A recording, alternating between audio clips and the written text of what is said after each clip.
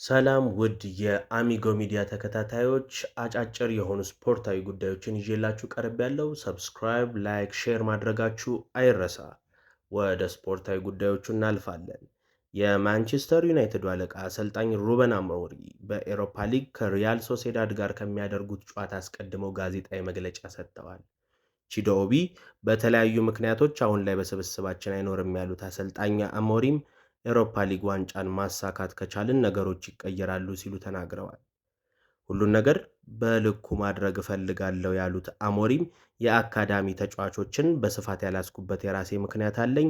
በእነርሱ ላይም ለመስራት እየሞከርን ነው። እያንዳንዱ ሲስተም የየራሱ ባህሪ ያለው በመከተለው የጨዋታ ስልት መተማመን አለኝ ያሉት አሰልጣኙም ይህንን ሐሳቤን እስከ መጨረሻው የማልቀይር ይሆናል ሲሉ ተደምጠዋል።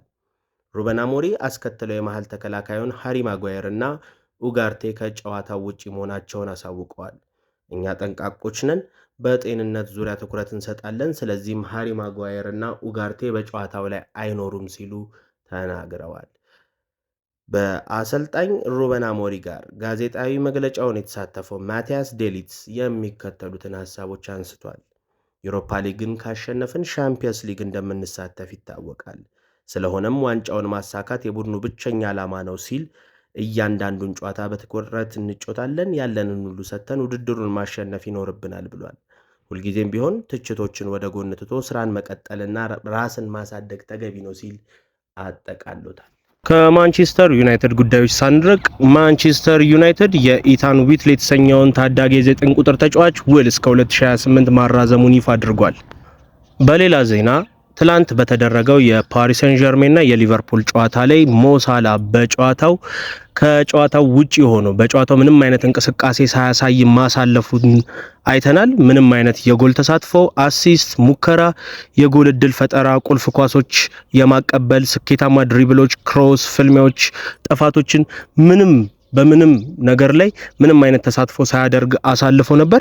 በዚሁ አያይዘን ሊቨርፑል ባለፉት 9 ጨዋታዎች ውስጥ 8ቱን ማሸነፍ ሲችል በአንድ ተሸንፎ 18 ግቦችን አስቆጥሮ 5 ግቦች ተቆጥሮባቸው ነበር። ግን በትላንትናው ላይ ፍጹም የበላይነት የፓሪስ ሰን ዠርሜን ነበር።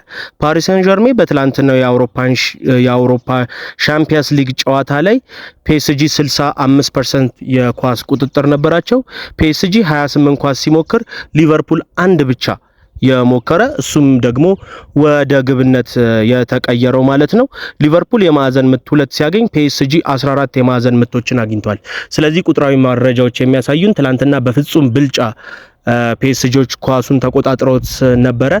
ግን በተገኘችው አንድ ጎል አሸንፎ በኤሊት የተገኘችውን አንድ ጎል ተጠቅሞ ሊቨርፑል አሸንፎ ወጥቷል ማለት ነው።